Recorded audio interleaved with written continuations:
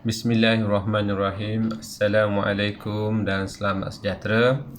Apa khabar murid-murid semua? Cikgu doakan semua sihat dan jaga diri baik-baik.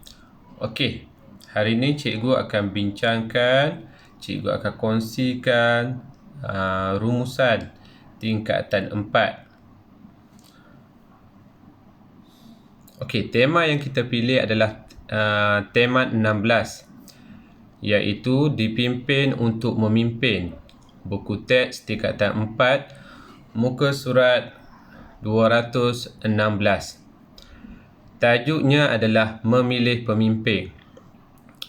Standard kandungan, membaca untuk memproses maklumat daripada pelbagai bahan. Manakala standard pembelajaran pula, membaca dan menilai bentuk kandungan teks daripada pelbagai bahan dengan betul dan tepat. Objektifnya, murid dapat membaca bagi mengesan isi tersurat yang terdapat dalam petikan dengan betul dan membina satu rumusan yang lengkap.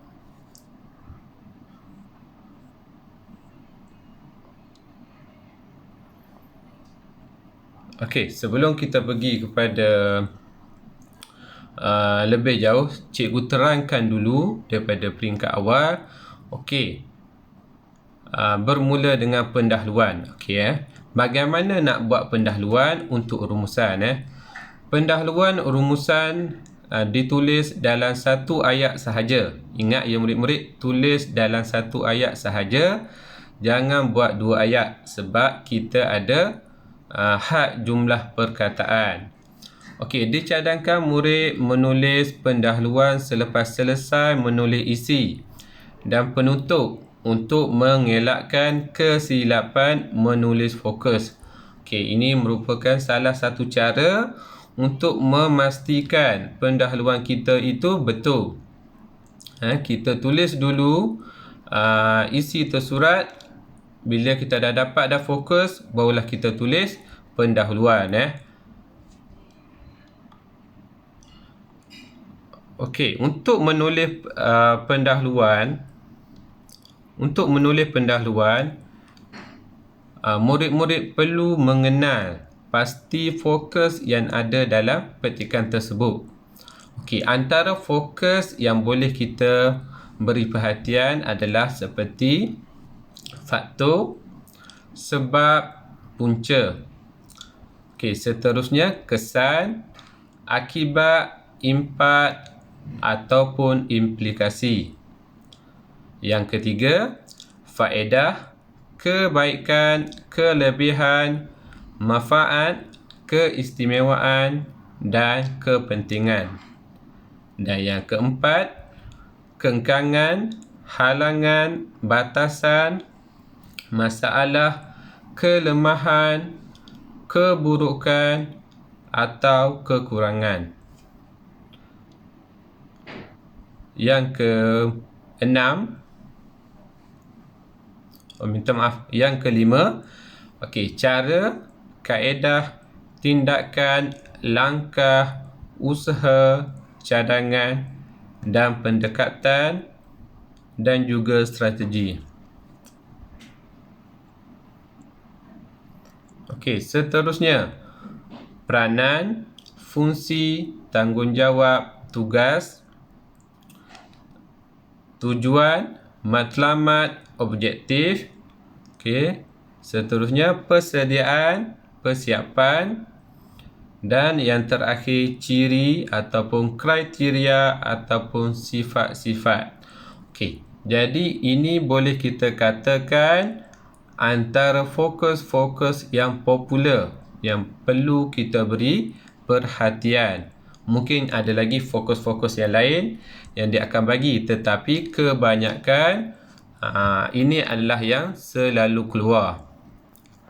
Okey, bila kita dah kenal pasti fokus, okey, kita kena kenal pasti jumlah fokus tersebut. Sama ada 2 fokus ataupun 3 fokus. Okey. Kita pergi yang pertama, pendahuluan dua fokus. Okey, pendahuluan dua fokus. Okey, rumusan membincangkan fokus 1 dan fokus 2. Ada dua fokus. Okey, contoh nak buat macam mana? Kita nak buat rumusan, nak buat pendahuluan rumusan. Rumusan membincangkan punca untuk fokus yang pertama, kemalangan jalan raya dan cara-cara mengatasinya. Nampak tak? Dekat situ ada dua fokus. Fokus yang pertama adalah punca, fokus yang kedua adalah cara-cara. Okey ini untuk dua fokus. Ada juga soalan dia memberi 3 fokus. Okey jadi 3 fokus, ada fokus 1, fokus 2 dan fokus 3. Jadi bila dia bagi 3 fokus, macam mana nak buat? Okey kita tengok contoh. Rumusan membincangkan punca-punca gejala sosial, okey, langkah-langkah mengatasi dan kesan kepada remaja. Okey fokus yang pertama adalah punca-punca, fokus yang kedua langkah-langkah, fokus yang ketiga adalah kesan. Jadi untuk rumusan ada dua cara untuk menulis pendahuluan bergantung kepada berapa jumlah fokus. Okey. Jadi kena pasti sama ada dua fokus ataupun lebih. Okey. Mulakan menulis rumusan dengan rumusan membincangkan. Okey, kita masuk kepada bahagian isi. Okey, untuk bahagian isi perlu diambil daripada kedua-dua bahan. Okey, bahan 1 atau bahan 2 kemungkinan mengandungi dua fokus. Fokus penting dan juga fokus kurang penting. Calon perlu mengambil fokus penting sahaja. Beberapa fokus dalam bahan bertujuan mengelirukan calon. Okey, ada soalan dia bagi beberapa fokus. Satu fokus yang penting dan satu lagi fokus yang tak penting. Jadi calon kena tahu mana satu fokus yang penting. Okey, isi tersurat. Okey sambungannya lagi. Tidak perlu menambah isi yang tiada dalam bahan kerana rumusan tidak memerlukan isi tersirat. Okey, maksudnya isi rumusan tersebut hanyalah berdasarkan petikan tersebut. Tidak perlu kita bagi pendapat ataupun pandangan. Okey, seterusnya kita tengok kepada penutup. Okey kepada penutup. Okey, penutup sesuatu rumusan berdasarkan tema dan merangkumi pendapat, pandangan atau cadangan tentang apa-apa yang diperkatakan dalam petikan. Okey secara mudahnya untuk murid-murid faham. Kesimpulan ataupun penutup, ada cadangan, ada harapan ataupun ada kesan. Okey, pandangan ayat mesti disokong dengan kata-kata supaya, untuk, kerana, agar, atau kita ringkaskan kepada suka, dan diikuti dengan kesan atau harapan. Okey, contoh kesimpulan. Okey, kesimpulannya semua pihak perlulah mengembangkan produk kraft supaya tidak pupus di telan zaman. Okey tengok kesimpulannya, mulakan dengan kesimpulannya. Semua pihak, kita bagi cadangan. Kalau kita tahu pihak berwajib ataupun pihak polis, kita boleh masukkan. Tapi nak selamat, kalau kita tak yakin, kita boleh gunakan semua pihak. Okey, perlulah mengembangkan produk kraft. Produk kraft adalah tema dia. Lepas tu supaya. Okey S untuk ringkasan untuk suka. Okey, tidak pupus di telan zaman ataupun kesan ataupun kata harapan. Okey jelas untuk pendahuluan, isi tersurat dan penutup.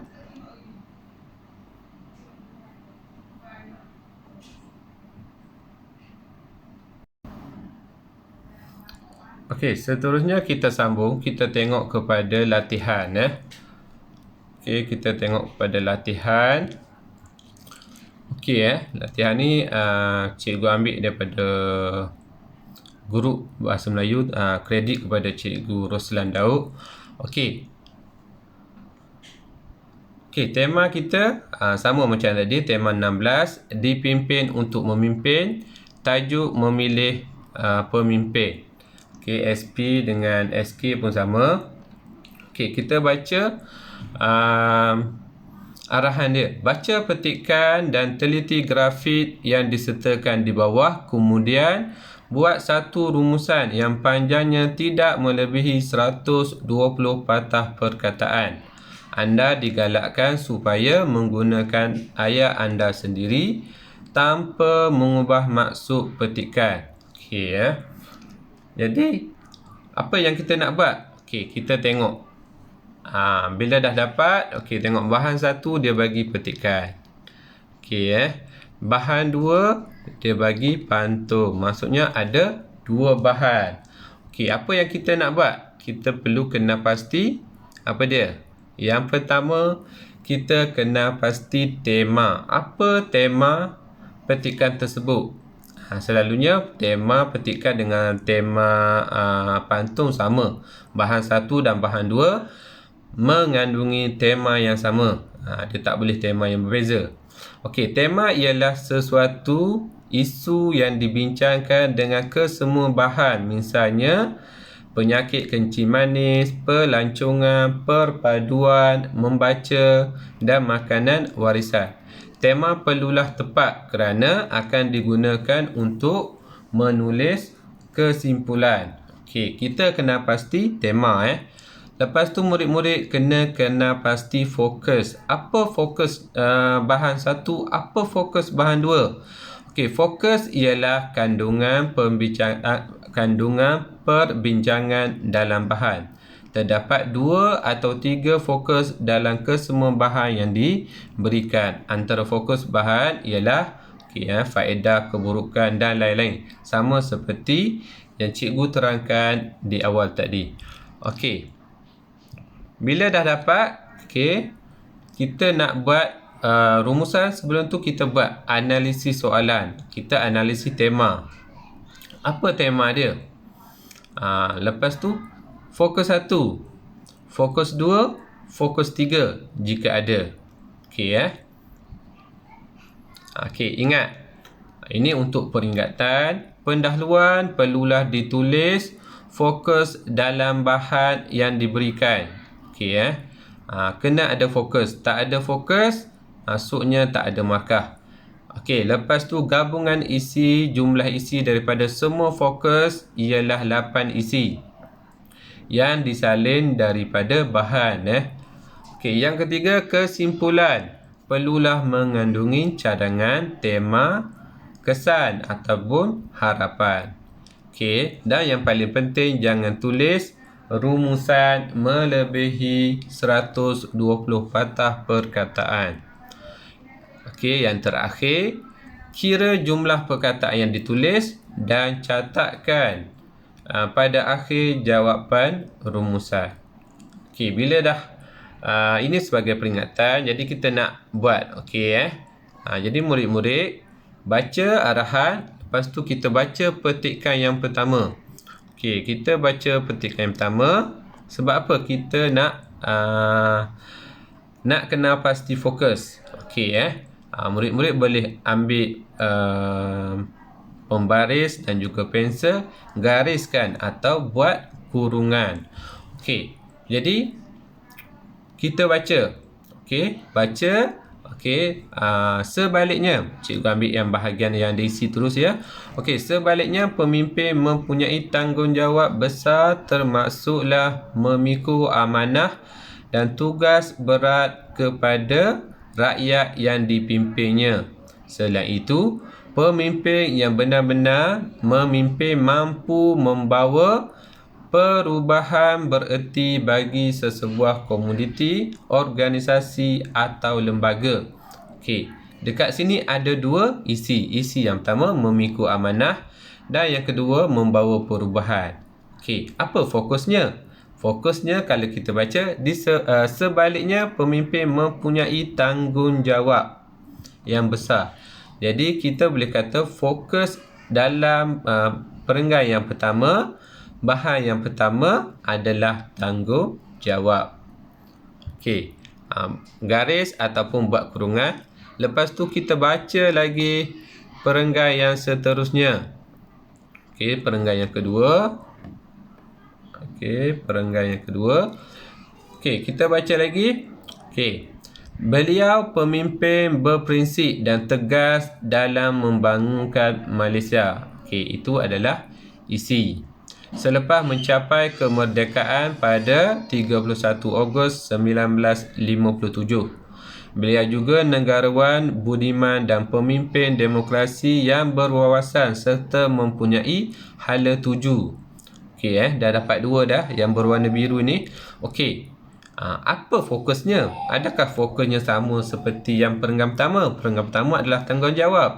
Adakah dia menceritakan tanggungjawab dekat sini? Okey, pemimpin berprinsip tegas. Okey, pemimpin demokrasi berwawasan, mempunyai hala tuju. Okey, kita boleh kata fokus yang kedua adalah kriteria ataupun sifat-sifat pemimpin.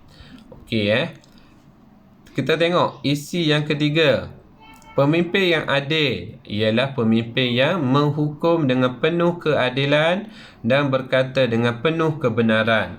Itu adalah menunjukkan kriteria pemimpin. Selain itu, mereka jujur. Okey, sifat jujur sama ada kepada diri sendiri atau kepada diri sendiri maupun kepada orang lain.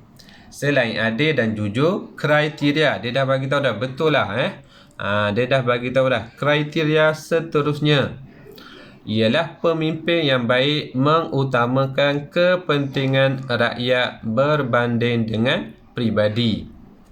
Jadi jelaslah perenggan yang kedua fokusnya adalah kriteria. Perenggan yang pertama fokusnya adalah tanggungjawab. Perenggan yang kedua fokusnya adalah kriteria. Okey, kita tengok perenggan yang seterusnya. Okey, perenggan yang terakhir yang ketiga, tidak dinafikan rakyat kini lebih bijak, maka pilihlah pemimpin yang berusaha mempertahankan maruah diri, bangsa dan agama serta kesejahteraan negara. Okey, itu adalah kriteria yang seterusnya. Okey, habis untuk bahan yang pertama, kita pergi kepada bahan yang kedua. Okey, bahan yang pertama dah habis, kita pergi bahan yang kedua. Okey, pantun memilih pemimpin. Kita dah tahu dah fokus pertama, kita dah tahu. Fokus yang kedua pun kita dah tahu. Okey, fokus yang pertama dia adalah kriteria. Fokus yang kedua adalah tanggungjawab. Okey, Okey, kita tengok pantun. Okey, tengok rangkap yang pertama. Pilih pemimpin dada beriman. Okey, itu adalah kriteria. Okey, pilihlah pemimpin yang berilmu. Itu juga adalah kriteria. Kalau pemimpin bertanggungjawab. Itu adalah kriteria. Kriteria ni adalah sifat ataupun ciri-ciri seorang pemimpin. Okey, rangkap yang keempat, tempat umat keluar mengadu. Okey, ini adalah tempat umat tempat umat keluar mengadu. Ini adalah tanggungjawab pemimpin. Ni tempat rakyat pergi mengadu apa masalah, pergi jumpa pemimpin. Elok pemimpin memegang adat. Okey, ini adalah tanggungjawab pemimpin juga menjaga adat. Okey, jadi kita dah jumpa bahan satu, bahan dua, kita dah jumpa fokus dia. Jadi kita nak buat apa? Okey, macam tadi kita dah tahu tema dan fokus. Okey, kita isi analisis yang kita buat tadi. Analisisnya apa? Temanya apa? Tema pemimpin. Okey, fokus kita, fokus satu, kriteria memilih pemimpin. Fokus 2, tanggungjawab pemimpin. Fokus 3, tiada. Ada 2 sahaja fokus. Okey, Okey, ini peringatan sekali lagi. Okey, boleh baca. Okey, berkenaan dengan pendahluan, gabungan isi. Okey, seterusnya. Okey, kita tengok. Bila dah dapat dah semua tu, kita dah isi analisis, kita mula menulis pendahluan. Okey, macam mana nak menulis pendahluan? Tadi cikgu dah terangkan, kita mulakan dengan rumusan. Kadang-kadang pelajar ni lupa. Dalam peperiksaan tak tahu nak tulis apa. Kadang-kadang pergi buat karangan. Jadi, paling senang nak ingat, gunakan formula RM. RM tu apa? Rumusan membincangkan. Okey, jadi kita buat rumusan membincangkan kriteria-kriteria ataupun ciri-ciri memilih pemimpin dan tanggungjawab-tanggungjawab ataupun peranan-peranan, tugas-tugas ataupun fungsi pemimpin. Okey, dapatlah 2 markah. Yang pertama kita masuk fokus 1 adalah kriteria, fokus 2 adalah tanggungjawab.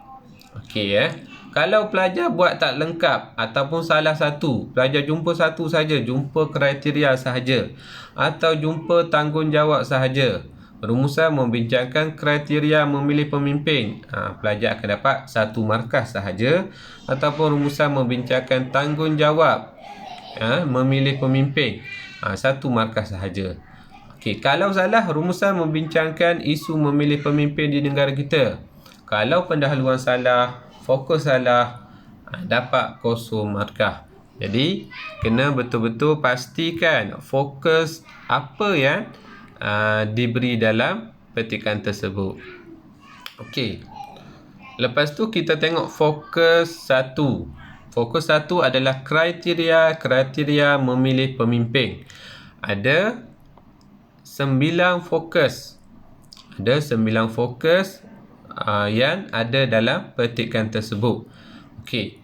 Fokus yang pertama, isi tersurat yang pertama, pemimpin berprinsip dan tegas dalam membangunkan Malaysia. Okey, B1. Apa maksud B1? Bahan 1. Okey, yang kedua, pemimpin demokrasi yang berwawasan serta mempunyai hala tuju yang jelas. Bahan 1. Pemimpin yang menghukum dengan penuh keadilan dan berkata dengan penuh kebenaran. Bahan 1. Mereka juga sama ada kepada diri sendiri maupun kepada orang lain. Mereka jujur, sama ada kepada diri ataupun orang lain. Bahan 1. Okey, isi yang kelima, pemimpin yang baik mengutamakan kepentingan rakyat berbanding dengan peribadi, juga daripada bahan 1. Bahan 1 ni apa? Bahan 1 yang petikan tadi.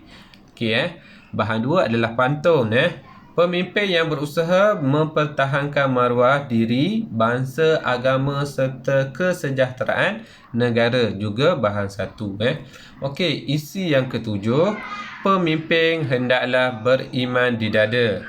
Ini adalah bahan 2. Pemimpin haruslah berilmu. Ini adalah bahan 2. Pemimpin perlulah bertanggungjawab kepada rakyat. Okey Ini juga adalah bahan 2. Okey, fokus 1 ada 9 isi. Tapi ingat, kita tak perlu ambil 9, kita kena campur kedua-dua bahan. Bahan 1, bahan 2 dan jadikan dia 8 isi. Jadi mungkin kita boleh ambil fokus 1, kita boleh ambil 4 ataupun 5 ataupun 6. Okey kita tengok fokus yang kedua. Fokus yang kedua ada 4. Okey pemimpin mempunyai tanggungjawab yang besar, termasuklah memikul amanah dan tugas berat kepada rakyat yang dipimpinnya. Itu adalah daripada bahan 1. Okey, yang kedua, pemimpin yang benar-benar memimpin mampu membawa perubahan bererti bagi sesebuah komuniti, organisasi atau lembaga, juga daripada bahan 1. Okey, isi yang ketiga, pemimpin menjadi tempat umat keluar mengadu. Okey, bahan 2. Dan yang terakhir, pemimpin berperanan memegang adat. Okey, jadi ada 4 tambah 9, semuanya ada 13. Tetapi kita nak ambil 8 sahaja. Jadi pilihlah 8 yang sesuai. Boleh buat 4, 4, 5, 3 dan sebagainya. Yang penting mesti mengambil kedua-dua fokus dan juga kedua-dua bahan. Okey, yang terakhir. Yang terakhir kita nak buat pendahuluan. Ingat lagi tak pendahuluan tadi di awal-awal cikgu cerita? Untuk buat pendahuluan, kita mestilah ada cadangan, kita mesti ada harapan, kita mesti ada tema, kita mesti ada suka, ataupun harapan tu kita boleh tukar kepada kesan. Okey, kita tengok contoh kesimpulannya. Kesimpulannya, rakyat perlulah memilih pemimpin dengan bijak supaya dapat memajukan pembangunan negara. Okey, mulakan dengan kesimpulan, rakyat perlulah memilih pemimpin dengan bijak. Itu adalah cadangan. Supaya adalah suka, kan? Supaya, untuk, kerana, agar. Okey. Dapat memajukan pembangunan negara. Itu adalah harapan ataupun kesan kita memilih pemimpin yang bijaksana. Ataupun boleh juga guna kaedah yang kedua. Kesimpulannya, pemimpin yang berkualiti perlulah dipilih oleh masyarakat agar dipandang tinggi negara lain. Pun dapat 2 markah. Okey, kita tengok yang ketiga. Kesimpulannya, rakyat perlulah memilih pemimpin dengan bijak. Okey, dekat sini apa yang tak ada? Rakyat perlulah memilih pemimpin dengan bijak. Ada cadangan tapi tak ada tema, tak ada suka dan tak ada kesan dia ataupun tak ada harapan. Jadi hanya layak dapat 1 markah sahaja. Okey, yang keempat, kesimpulannya, memilih pemimpin yang berkualiti sangat penting kepada negara kita. Dapat 0 markah sebab tak memenuhi apa yang kita bincangkan tadi. Tak ada cadangan, tak ada harapan, tak ada tema dan sebagainya. Jadi, okey, inilah caranya untuk murid-murid buat satu rumusan yang lengkap, bermula daripada pendahuluan, isi tersurat dan kesimpulan. Okey, yang penting murid-murid kena kenal pasti fokus apa yang nak disampaikan dalam bahan 1, bahan 2 ataupun bahan 3. Okey, jadi cikgu rasa setakat itu saja daripada cikgu. Okey, sekian, terima kasih.